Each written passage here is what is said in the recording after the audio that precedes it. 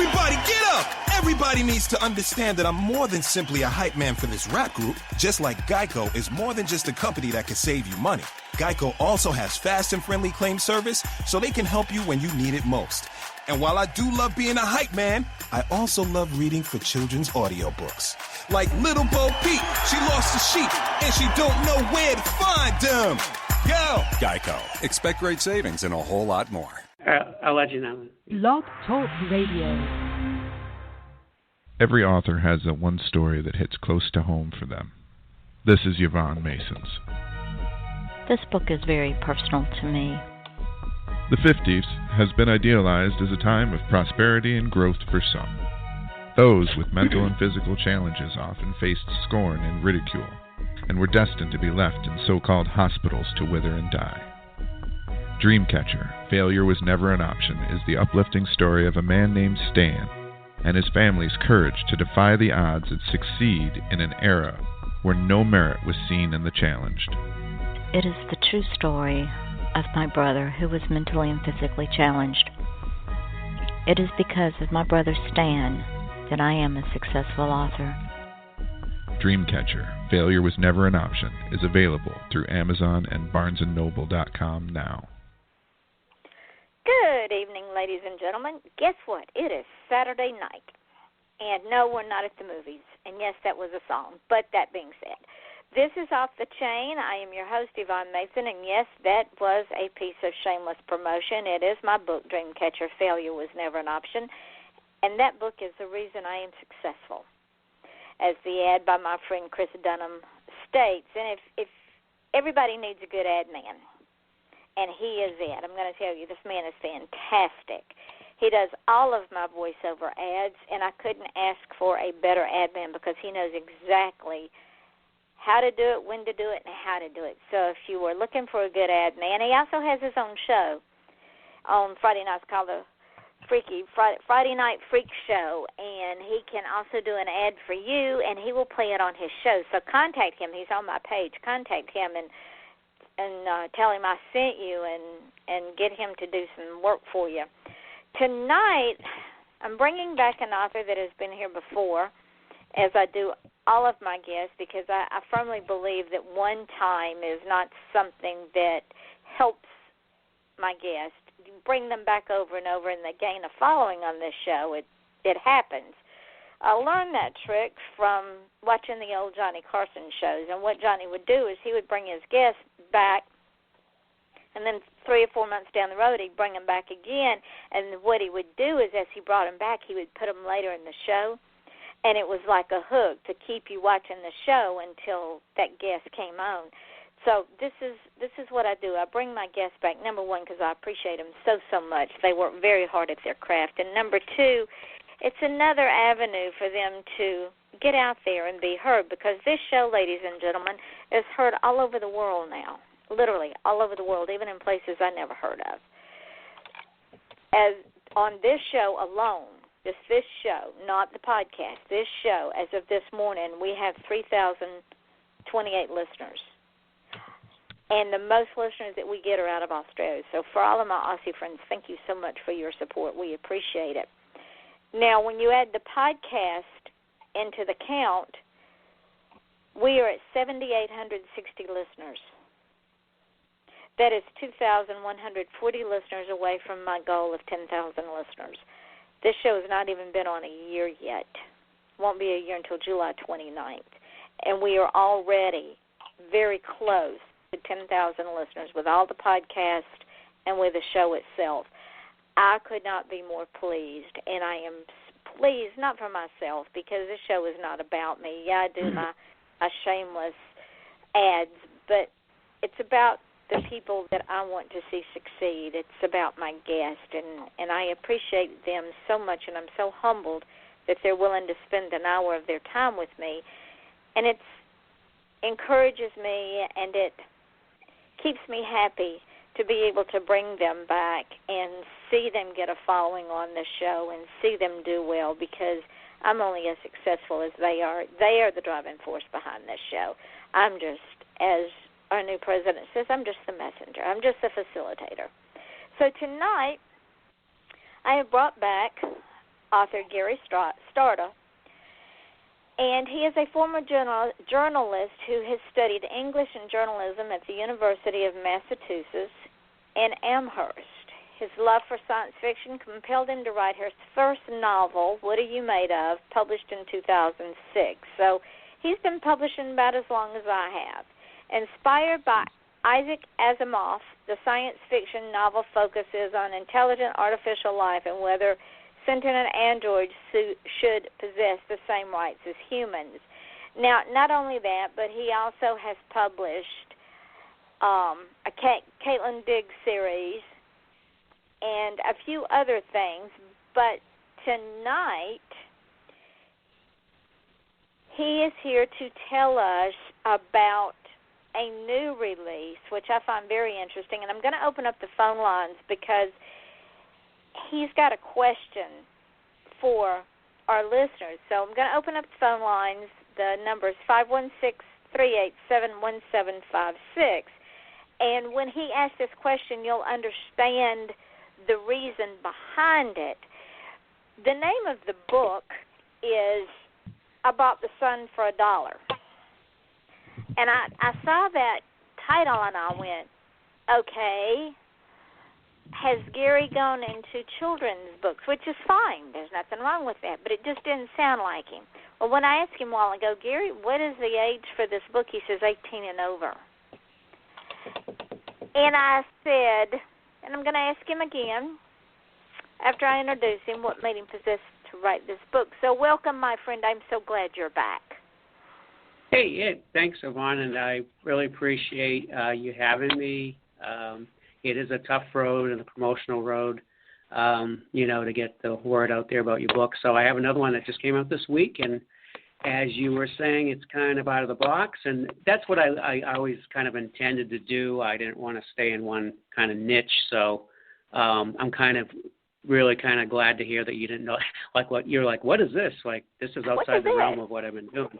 Yeah, and I kind of in the back of my mind, when I start first writing that, I just wanted to stay like an out-of-the-box type of author, even though I primarily lean to science fiction and mystery. Whatever idea comes to me, I'm up for it to bring it out there. And that is an excellent way to be, because I have been reading since I was old enough to put words together and form sentences. And what I found with traditional authors, because they are under such stress by the big six, whichever one of the big six they're published by, they have to put a book out like once every 6 months. So they just regurgitate the characters with a different name, a different plot, in a different city, but it's the same storyline. I was just talking to that with my editor on that was a recent book that we're doing, that we didn't really care for those series that go on for like 35 books, and it's like the same character. Yeah. And you go, okay, read that book. No, read that book. Well, it's got a new title, but no, read that book. And you want something fresh and new and out of the box and something totally off the wall from what you're used to reading by a particular author. That's what keeps the author interesting. That's why, like you, I write whatever comes to mind. And I can do some really strange things. But this is... I Bought the Sun for $1. Now, before we talk about the book, what in the world possessed you to go in to write that book and in the direction that you took it? Yeah, that is a good question. And, after all is said and done, and it's been a while since I've wrote it, that's an interesting question for me. I think maybe because I had some personal experiences, relocating to a different state, starting over, kind of in my life, I think maybe that was a little bit the basis of the main characters kind of going through. But I think I was also probably at the time listening to some shows, doing some reading on how the planets affect us, and was just wondering about that idea, can someone really feel this effect in a really tangible way, from, an outside force, that maybe, gives them some kind of light to hang on to, even though they're going through a lot of negative things. So I thought that would be pretty fascinating, and I even hope that even my personal self, that I can latch onto something like that because it's a very hard thing to do. And even when this character does happen to stumble upon this discovery, it's almost like people don't want to believe it, or there's something nefarious about it, or as in this book, which becomes even a satirical type of book, where there's this data mining organization that's seen him on the internet talk about this, and they feel that this might be a threat, that happiness could be a threat, because it's basically, it takes away from the control of the powers to be in a little way. If someone finds its own personal happiness and starts spreading it, who knows what could happen. So I was thinking of it in a satirical way, maybe, like a big brother would kind of step in and try to monitor it and say, what's up with this? We don't want this. That makes sense. So, yeah, there's a little bit dark humor. Yeah. So a little bit of everything kind of going on in this. And it's speaking outside the box, I just looked on Amazon. It's basically categorized under contemporary and literary and literature, which I've never been categorized under. So I don't know. Who knows? So it is a new territory. And ladies and gentlemen, the reason we want to open up the phone lines at 516-387-1756 is the burning question that Gary has is, has something happened in your life that maybe you felt was affected by solar flares, astrology, the full moon, the sun? Now, we do know that because our bodies are 70% water, that the moon does affect us when it does go full. We know it affects the tides, the rivers, and the lakes. And we also know that more babies are born during a full moon. And we also know that more crime is committed during a full moon. Do these criminals turn into werewolves? I would venture to say some of them maybe think they do. But because we are 70% water, the moon does affect our moods, women especially. Yeah, I would tend to agree to that. So I'm wondering, if any of the listeners out there, feel some of that, presence, or, either whether it affected their mood or feeling for a particular time, or even made them make a certain decision that may have changed their whole lives because of something that was, kind of intangible as far as us. We know those planets and everything is out there, but they're kind of intangible to us here, as we're stuck gravity bound to Earth, and we really don't see and feel them like like being out in space, obviously. So I think that's very interesting. Has anybody come across that and found out that affected them profoundly in their mood or feelings? I'd like to hear that. Well, would it not be safe to say, before we talk about the research you did, because I know you had to do some research, but just based on everyday movement and everyday being, that our mood is affected by the sun or the lack of it? I know that even though I live in Florida and it's perpetually sunny 99% of the time, those days that it is cloudy and overcast and rainy and dreary looking outside, it depresses me. I can't stand it because I lived in Georgia, and that's what winter was all the time, and it drove me crazy. So the sun definitely affects us. Yeah, right now I'm on the I don't know what side of Florida you're on. I'm on the Tampa side. And actually having a few days here, at least last day or so, that's kind of like been a surprise, where it's been kind of more wintry, kind of gray. Personally, that doesn't really, really doesn't affect me too much in my mood, but I could see where it would affect some people, definitely. I mean, people who live in places like Seattle where it's always raining, that's proven to affect them. Or even like in England or something, it's always overcast. Definitely affects moods. Yeah, it's because to me, the sun is a life form. The sun is what warms us when we're cold.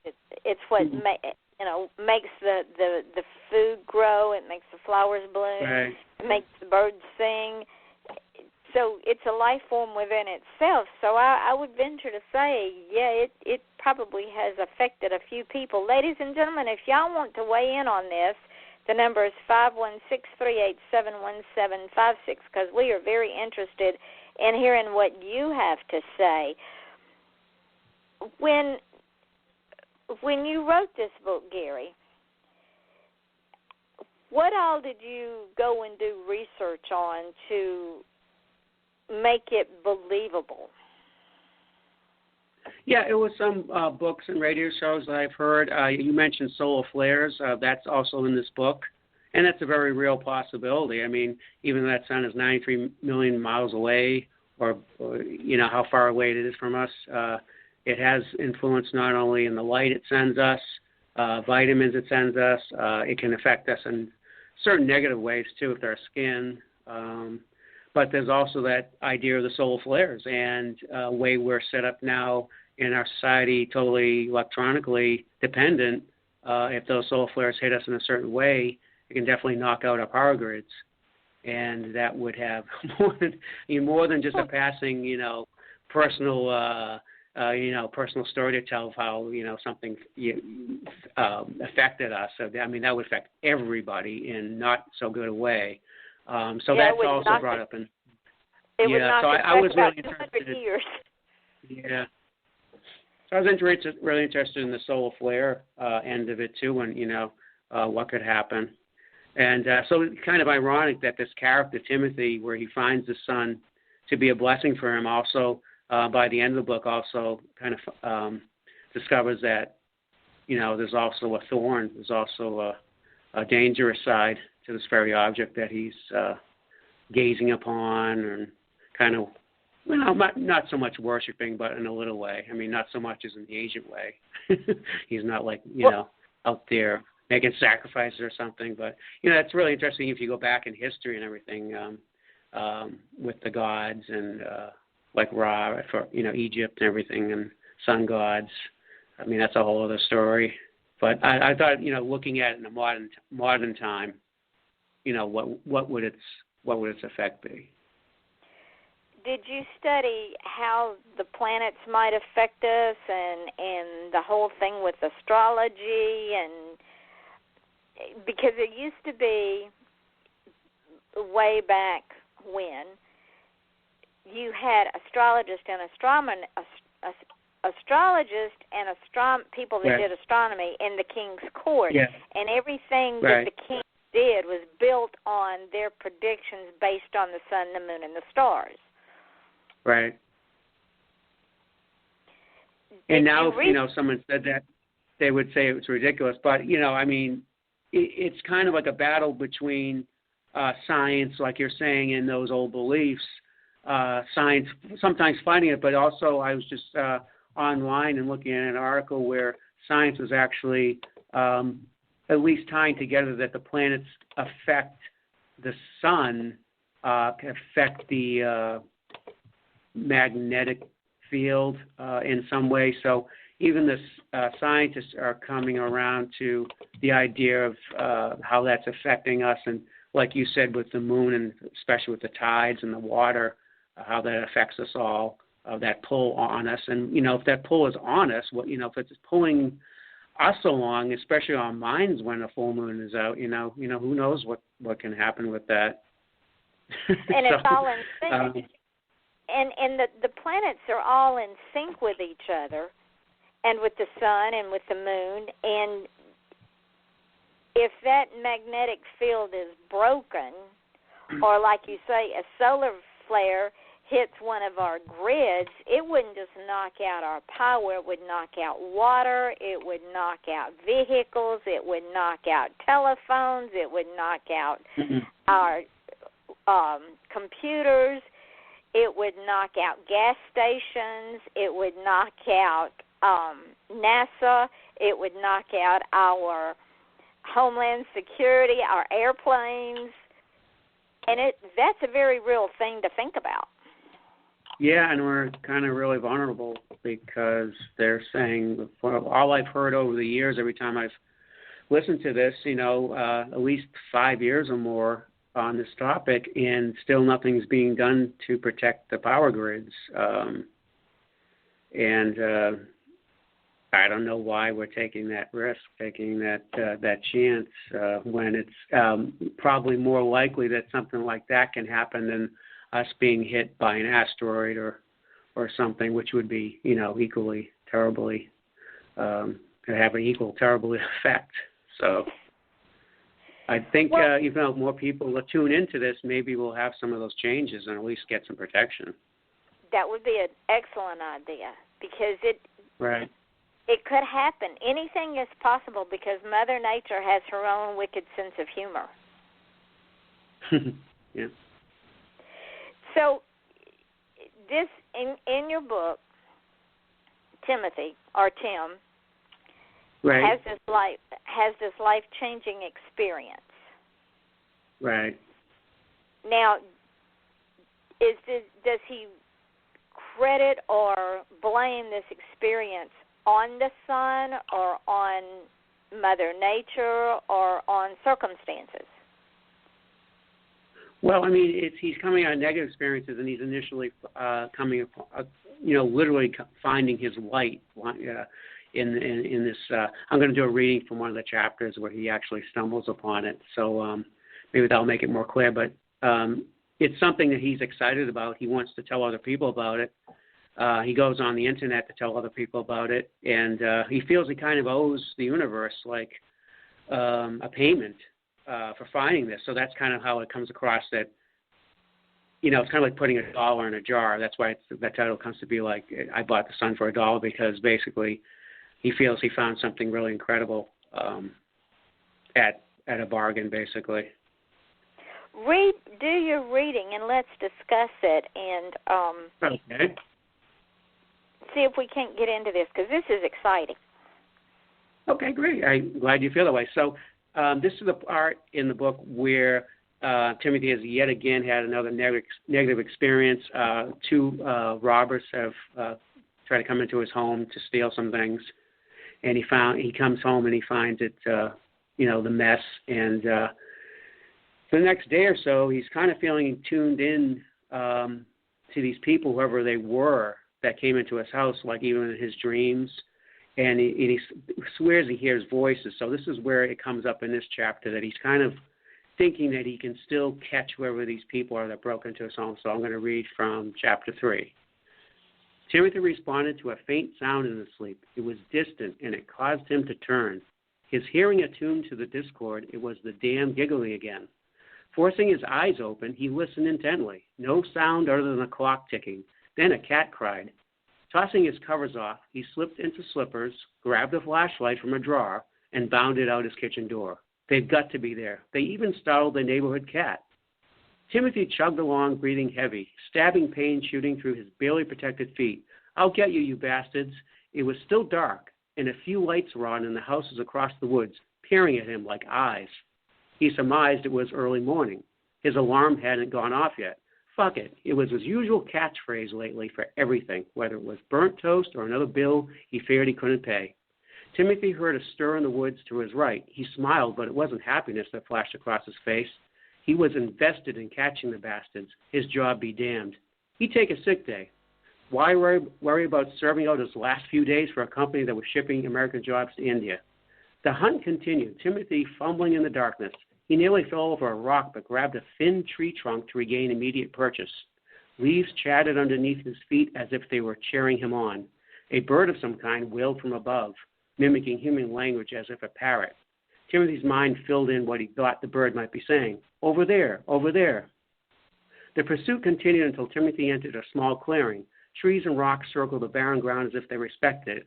Flashing his light on the ground, Timothy wondered about the unusual spot. Maybe it was just his mind getting the better of him, but he imagined some kind of ritual taking place. Perhaps his intruders were into some kind of craft. Maybe they burned things in this circle. It was a horrifying thought, and Timothy imagined the stray neighborhood cat possibly falling victim.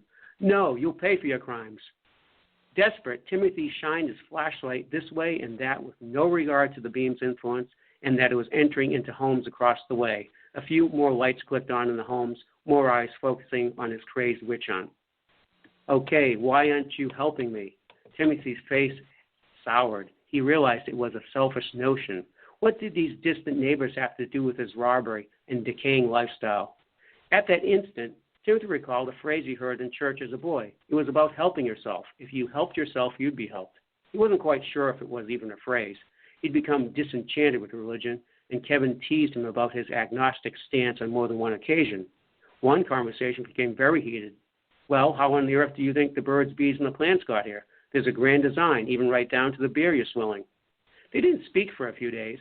Timothy had been taught to believe in evolution over creation. And right now, Timothy standing alone in the woods, Timothy began to consider a third option, an intentional design possibly initiated by a creator such as a god or maybe some grand purveyor of the universe which interweaved with everything and everyone, but remained invisible and shapeless.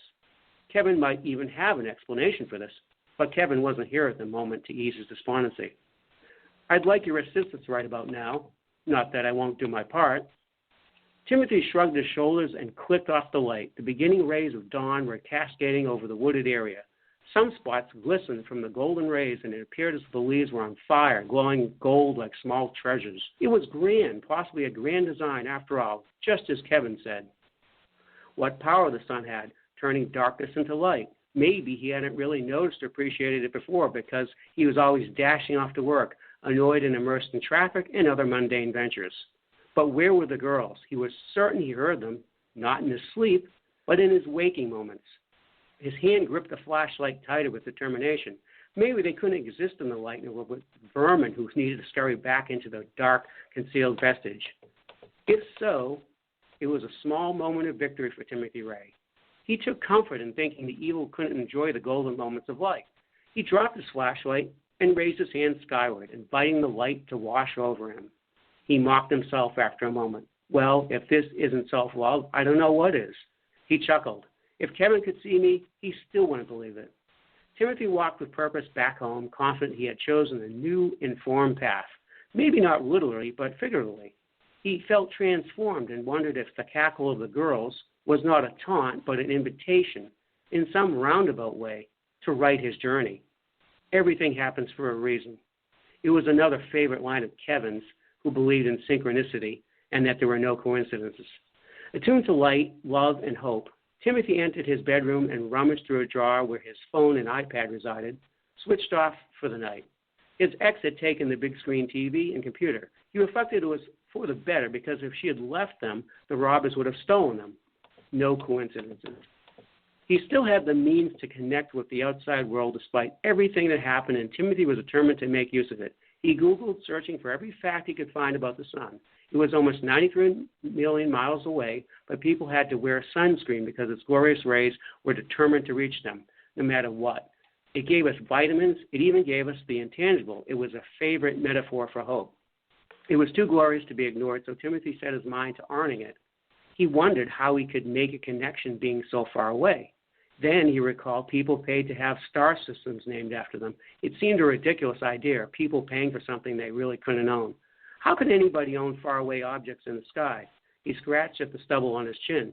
Maybe it wasn't so crazy because it gave the owner some kind of hope or gratification that they were connected to the grandness of the universe. Timothy cupped his hands together as if in prayer. I know I don't have much to offer. I would have liked to buy the sun for a small sum. Would $1 do? Sun glinted through the window and onto his bedspread before disappearing. Timothy took it as a sign, a cosmic nod. It was a pleasure doing business with you. The private negotiation would not suffice. Timothy needed to tell the world. What better way to self-broadcast than the social media sensation called Livestream? He posted, I'm feeling great today. I just got a great deal on a Wondrous Light for just $1.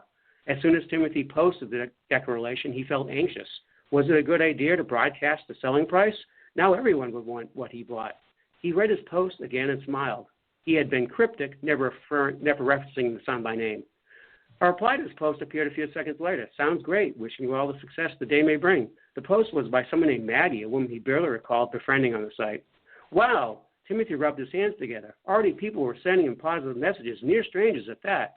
Timothy phoned into work, made a veggie smoothie, and changed into fresh clothing. When he returned to Livestream, he was notified that 53 people had responded to his post. Lightheaded, he scrolled through the comments. Some light. I wish I had bought it. Can I go shopping for you? I can't find anything for $1, even at the dollar store. May the blessed light wash over you, Timothy. May the light be as glorious as you can imagine it to be.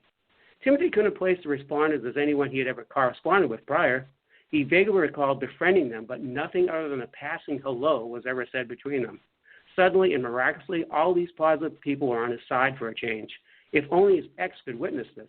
For a moment, he played with the idea of posting his message on her Livestream page, that is, if she had already deleted him from her life network. The responses made him rethink. He should have been generous with his new find. I guess I seized the day. Timothy clapped his hands together. It was a gesture he hadn't made since he was a teen in reaction to some new experience he was introduced to when life really was a joyous adventure. Okay, I'm going to wrap that up there. That's amazing. Okay, let's go on. That is because the whole time you're reading it, I am thinking of all of these life's lessons just in that one chapter.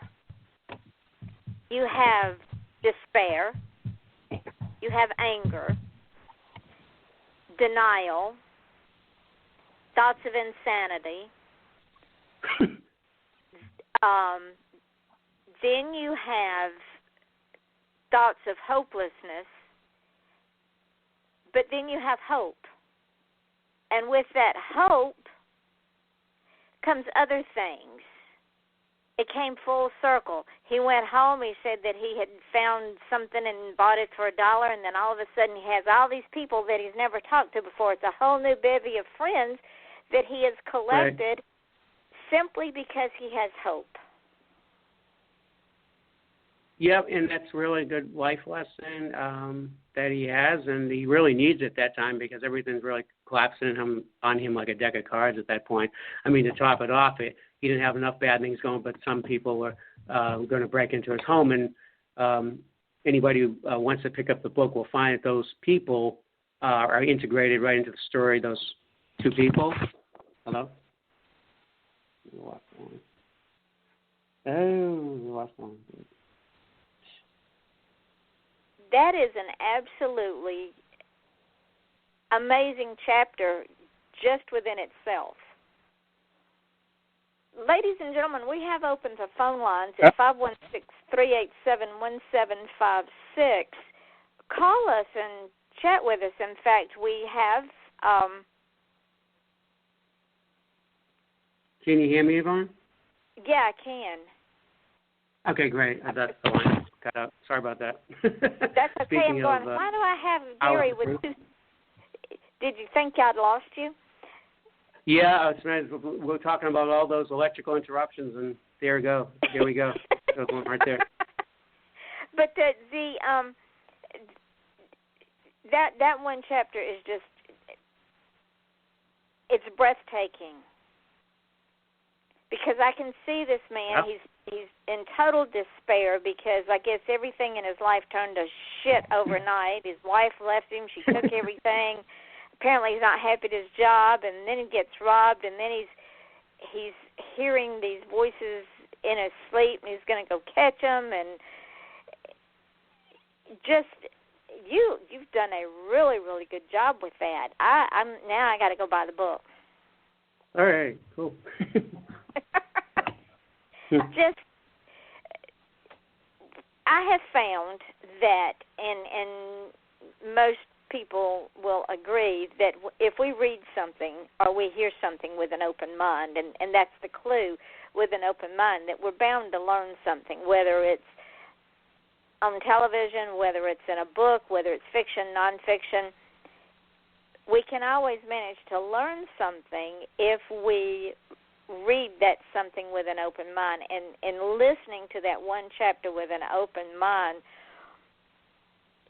I learned an awful lot in just that one chapter. If the rest of the book is as powerful as that chapter, you should have no problem selling that book. Well, I really hope so. And if people are interested, they want to go and read the book. When he's talking about the people who were trying to break into his home, he actually ends up meeting them, and even though it was a negative experience that happened, it kind of pushed him into the woods for that other experience. So it was kind of like just everything kind of all connected. So, even with feeling a connection with the outside forces, also I think that just the circumstance of meeting other people greatly affect you. So even if anybody is listening has anything experiences like that they want to call in about, that would be good to hear too.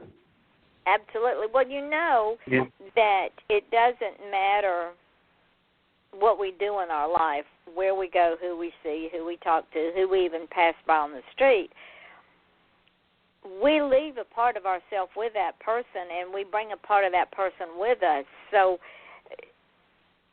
in your book, that comes across as well, because when he connected, all he put up was that one simple sentence, and he left a part of himself on the Internet, and those people responded in kind, and when they responded in kind, they left a part of themselves, which gave him a whole new perspective about himself and life in general.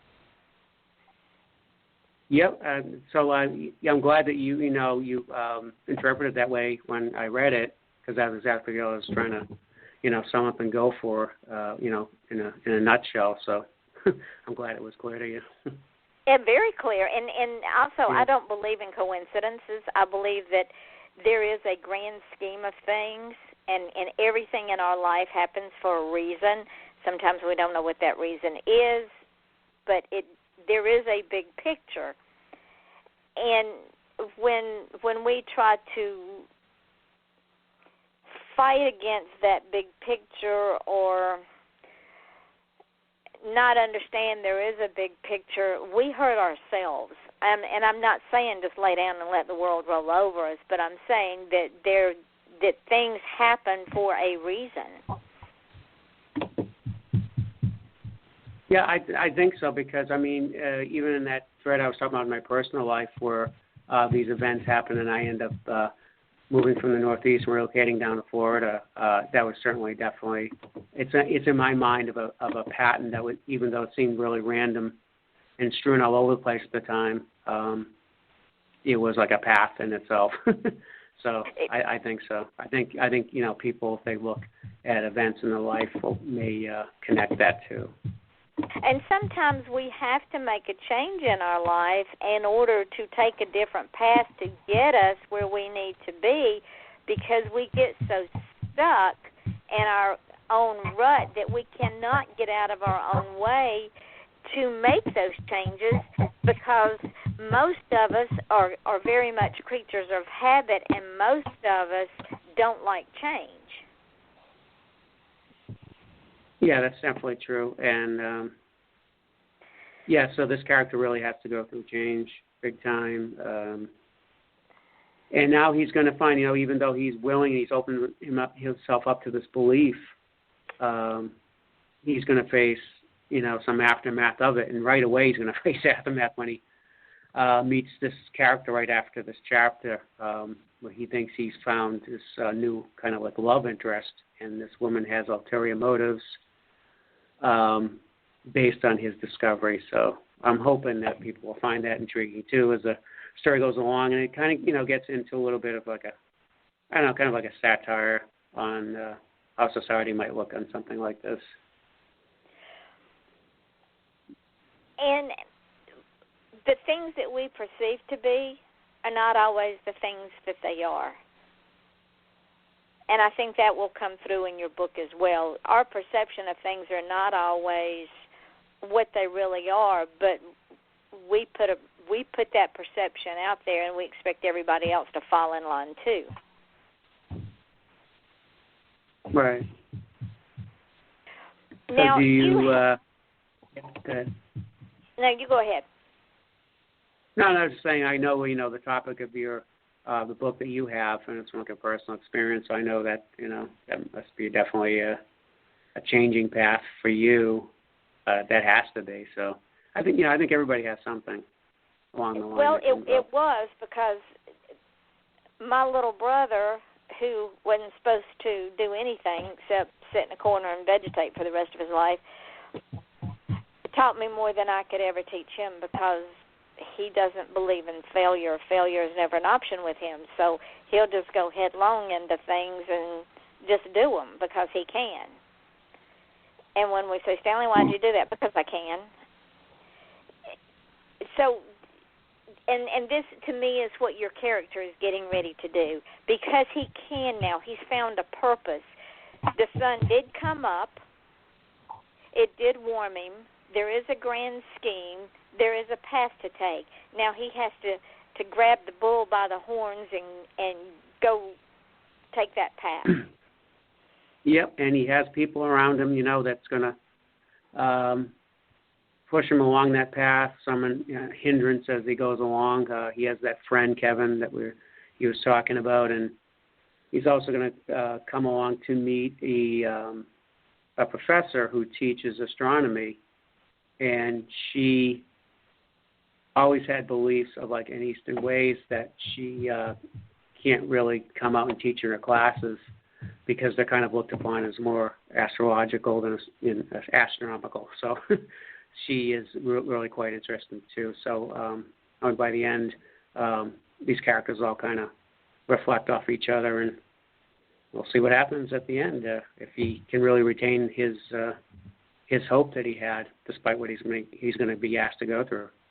And you made a very poignant statement that is very true, in that we do reflect off of each other. We reflect whatever that person in front of us is, their attitude, their personality, their station in life. It bounces off of us, and if we are, as your character is, a sensitive soul, we pick up on that.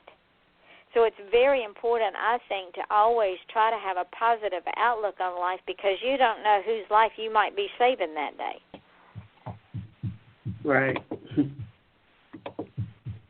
And now, it's just funny, like the way how you're saying, because I'm thinking about the characters in the book, and another character kind of will get affected by this too, even though she was in a very negative path herself. So, yeah, just hoping that everybody will enjoy that and maybe just see something maybe in their lives or someone they know, relate to it, and hopefully enjoy it too. Because basically, bottom line, it's basically entertainment too. So when I get all those mixed in, I want to give people something to think about. Still, be an entertainment idea.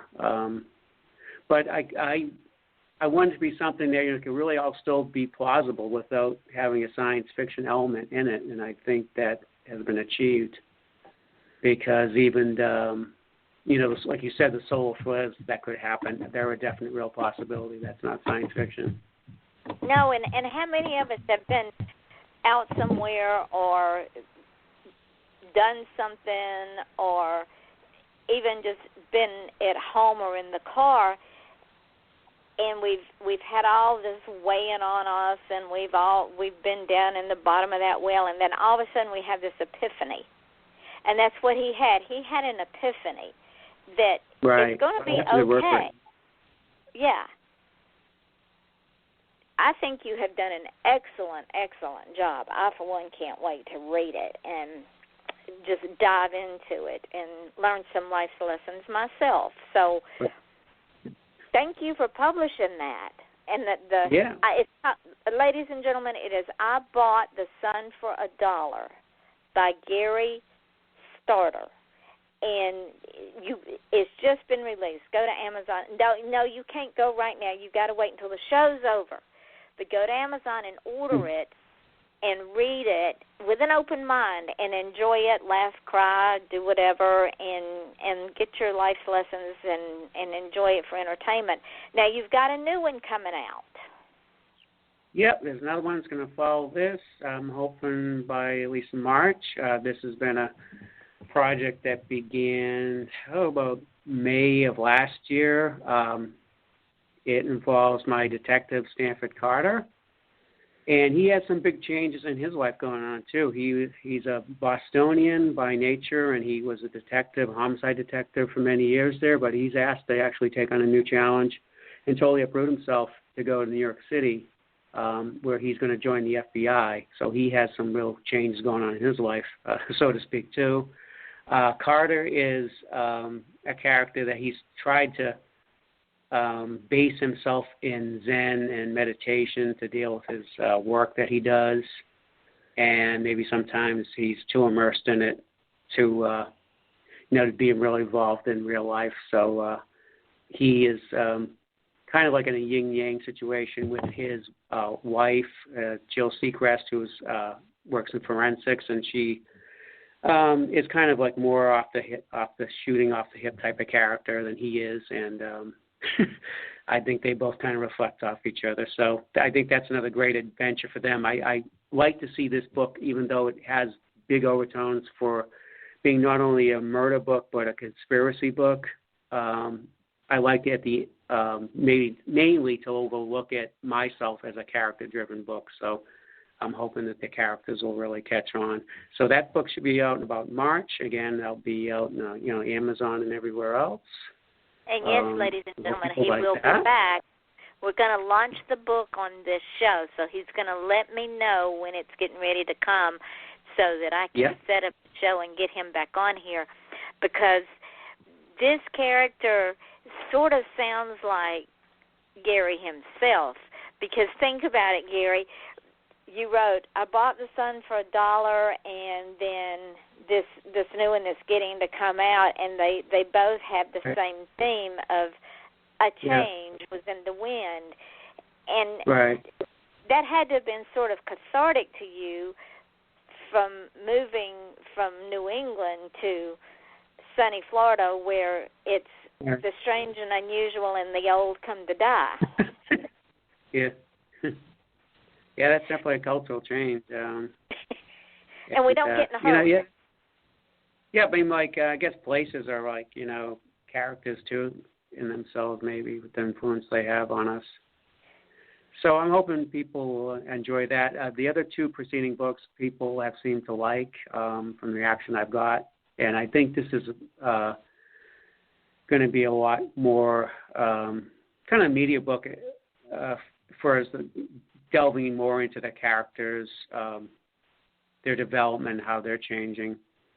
So I kind of like that, even though it's, in one outlet said it's done, it's a murder mystery book, but I wanted to have it very strong in the characters as well.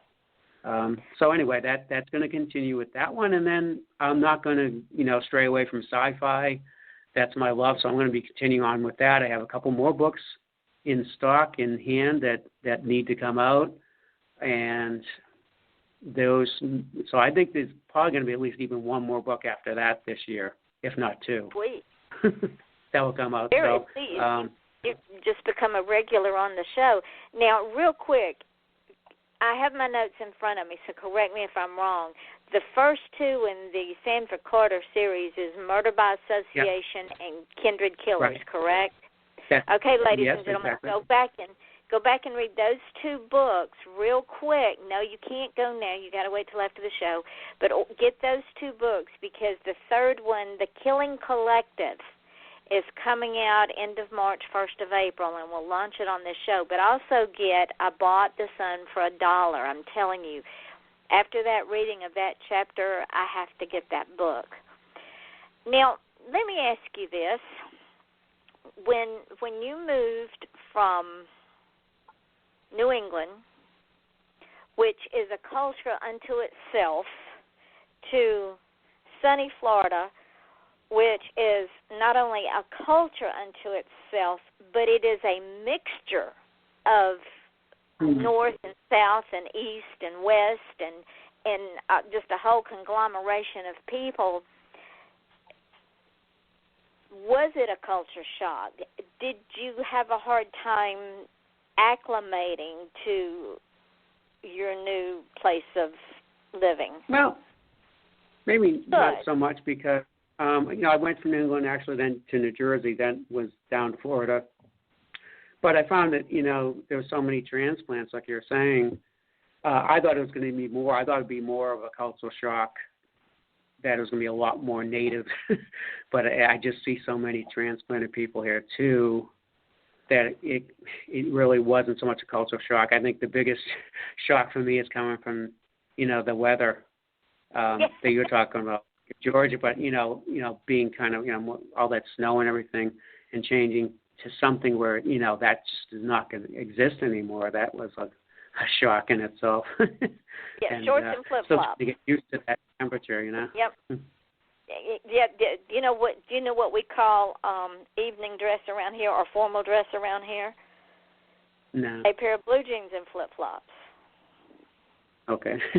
That's formal dress.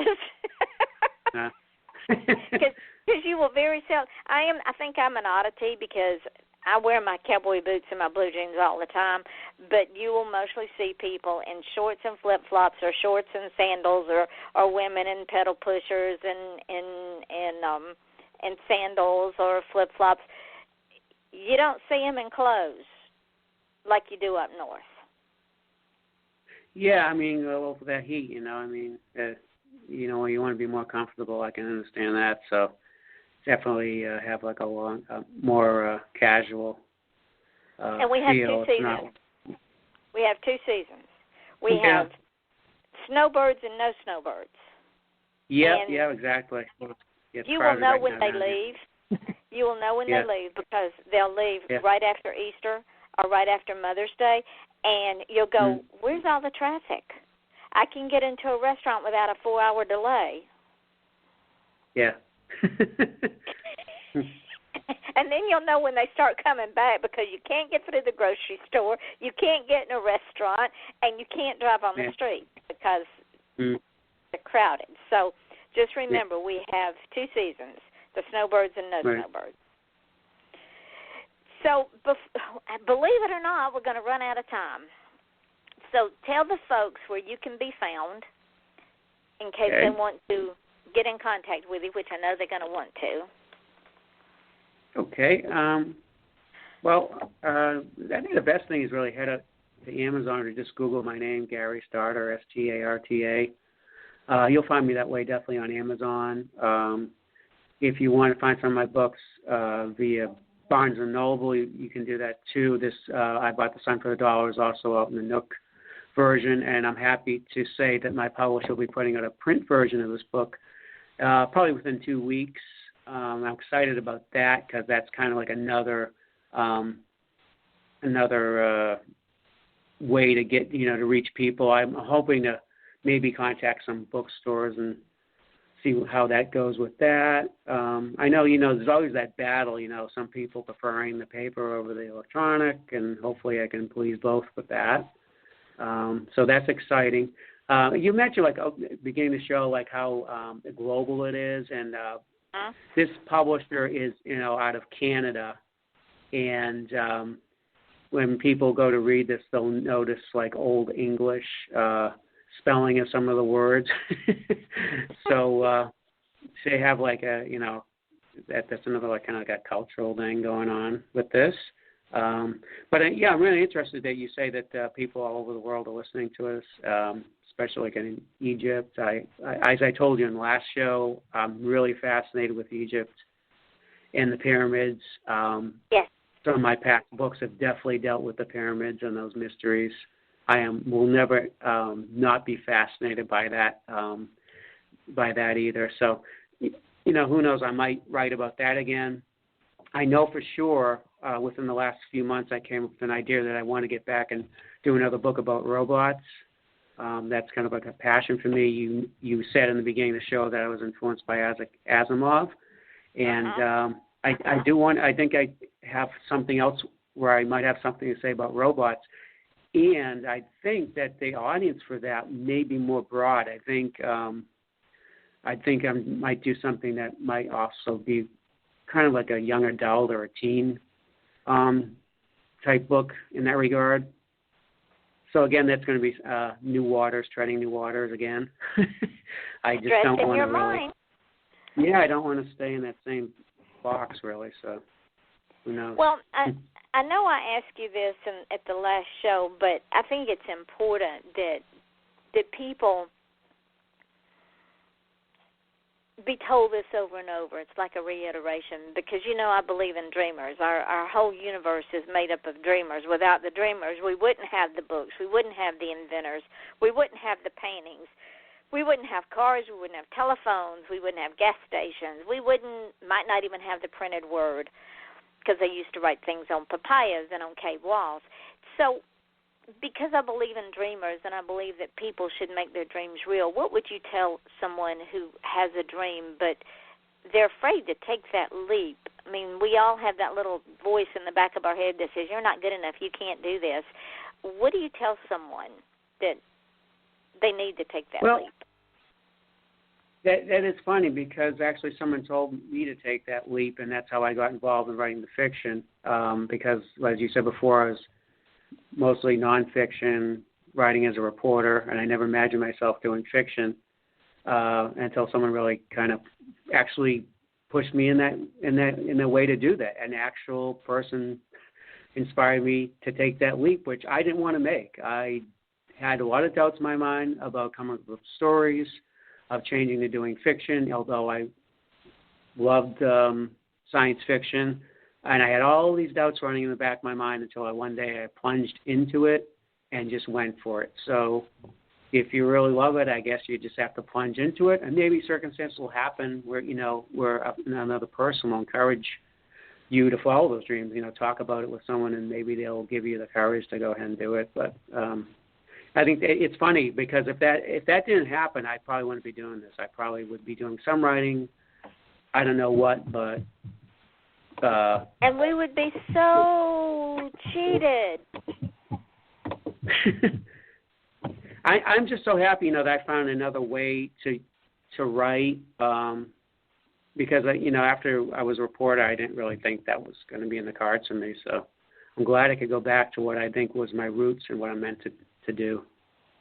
Oh, absolutely, because, Gary, you have an imagination that it gets scary up in there. I don't know how you get all those voices in a marching order to get what you get written, because I have enough scary voices in my head, but you've got them all over the map.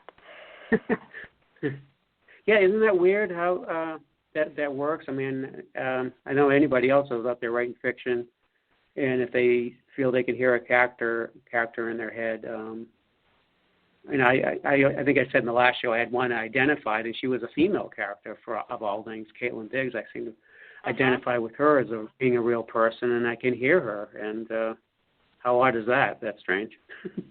No, I understand it, because they won't shut up in my head either. They keep me awake at night. I want to put them in one setting. They don't want to be in that setting, so they just shut up. So I said, okay, where do you want to be? I mean, we'll go there, but you got to tell me. So, yeah, I understand about Caitlin Diggs. You're not done with her yet either, I'm sure. No, I'm not, actually, because the one of the books I was talking about is going to, it's a reincarnation of her. It's down the road, and it's actually a clone of her that's going to be in another series that I think I'm proposing to do. At least I have one book in that regard. So it she'll be kind of Caitlin, but kind of not Caitlin. She'll be Caitlin with an attitude is what she'll be. Yeah. Well, we are getting down to the end of the show, and thank you so much for spending an hour with me. You don't know how grateful I am for you and the rest of my guests. Each one of you are so special, and I am just so honored that you agree to keep coming on this show and making my nights and writing books and making me think when I don't want to think. I like that. Yeah, and this was kind of prophetic that you happened to pick this day. It was like I just met my girlfriend about a year ago this weekend. So that was like an anniversary thing. So kind of looking back on that too. So it's like all interconnected, and funny how these things happen. There is a purpose for everything, and everything happens for a reason. There is no coincidence. It is in that big picture. Ladies and gentlemen, we will be back on Wednesday night at 8 o'clock with a new month and new guest. I forgot to write the name down because it's been one of those days. I've been working on research all day. But join us on Wednesday night, and please go and get Gary's book. You can go as soon as we get done here. You can let your little fingers do the walking and go get his new book and get all the rest of his books, because this man is one fantastic author. If you don't, you will kick yourself. And as I say at the close of every show, we only go around once. Do not be that person that lays on their deathbed and said shoulda, woulda, coulda. If you've got a dream, a passion, a platform, a business you want to start, grab it.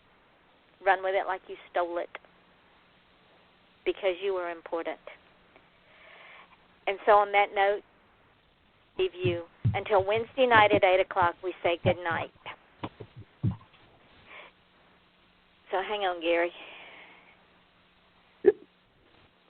All right, you know what I will do when the show goes up, when we get off from here and it goes up into archives. I'll put it on my page, tag you in it, you take it, run with it, and then in the morning I will put the rest of them up on all the podcasts and put the podcast up on my page and tag you and send them all out there. And again, you were so gracious, and welcome to Florida. Yeah, we're glad you're here. And thank you again for having me. Yeah, where exactly are you? Like what end? I'm on the East Coast. I'm over in Port St. Lucie. I'm between Daytona and Fort Lauderdale. Oh, I'm that's on the what I was Treasure thinking. Coast. Yeah, Daytona. yeah. You're 3.5 hours. As the crow flies, you're 3.5 hours from me. Wow. But it's amazing how big the state is, though. That's a long. It even takes longer to go north. It takes longer to go north and south than it does east and west. Yeah. I mean, even think about, if I go from where I am down to the tip of Miami or something, that's a ways. That's like 5 hours more, 6 hours, I don't know. To Miami, no, you're about 4 hours to Miami. You're 5 hours. Yeah. You're 5 hours to Key West, and you should go to Key West. Yeah, I keep telling myself I want to see that. Yeah. Go down there because there is so much fodder for books down there. One of my books is set in Key West, The Pink Canary. It is set in Key West. Key West is one of my favorite cities. I love Key West. All right. Cool. So go down there and enjoy yourself. And you've got the university is right there where you are in Tampa. Yeah, it's right down the street actually from where I'm sitting at tonight, USF. Mhm. Yep. Yeah, it's right down the street from where I am right now tonight. So you've got all kinds of good stuff over there. You've got Crystal Springs where the manatees come up, a Crystal River where the manatees come up in the wintertime and into the warmer waters. You've got Weeki Wachee Springs over there. You've got Sarasota. They have a Pirate Fest over there. You've got Tarpon Springs, which is where they used to dive for sponges. The Greeks live there and dive for sponges. You've got Ringling Brothers Museum. You've got all kinds of stuff over there. So soak it. Oh, you've got Ybor City, too. Yeah, you know what? And funny, I think I was telling you the last time that other novel I have, Dead Market, has that is based on that area. Yeah. See?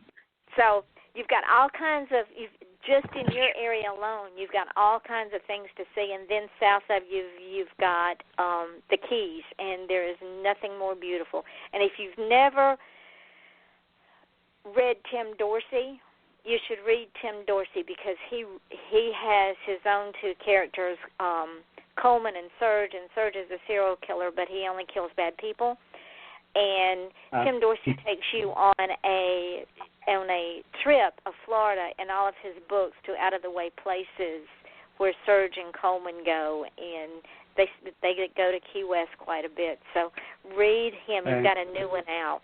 But welcome to Florida, my friend. You'll love it. Thank you, and thanks again for the help, and help me get that word out there, and I'll look forward to, let me know about scheduling near end of March or beginning of April. That'll be great. And I'll send you a date, and if that's not good for you, we'll set another one. But as soon as I get off the phone here, I'll go look at my calendar and see. I'm pretty sure March is full, but I think April is just now filling up, so I think I can get you around the first week of April, but I'll just make sure. I think that would be great because I think that's definitely I should have that book that we've been talking about out by then, so I think that's perfect. Yep. And the hour flew by, and thank you again, my friend. It's wonderful having you in my life. Yeah, Take care. Thanks again for having me. I really appreciate it. All right, darling. Talk to you later. Okay, good night. Bye. Good night. Night. Bye. Welcome to Metro PCS. Hi, I heard you're giving free phones to everybody? Yes, right now everybody gets a free phone. You and your friends, cousins, neighbors, roommates. What if I'm already with Metro PCS? Yeah, it's for existing customers, new customers, people named Willie, dog lovers. That's awesome. Everyone gets a free phone at Metro PCS. Come choose your select free phone from brands like Samsung and LG. Metro PCS. Wireless figured out. Sales tax not included. Phones free after instant and mail-in rebates. Upgrade fee may apply. Excludes numbers on the T-Mobile network. See store for details and terms and conditions. Hi, this is Maury Moreland Morrison, here to tell you Geico has more than just great savings. Much more. Geico's been around for more than 75 years, back when they were using Morse code. Sorry, that's just my sense of humor. What's more, with Geico you get 24/7 access to licensed agents on the app, online, or over the phone, so you can talk to them at night or in the morning. So forevermore, just know that no other auto insurer has more than Geico. More power to you. Geico. Expect great savings and a whole lot more.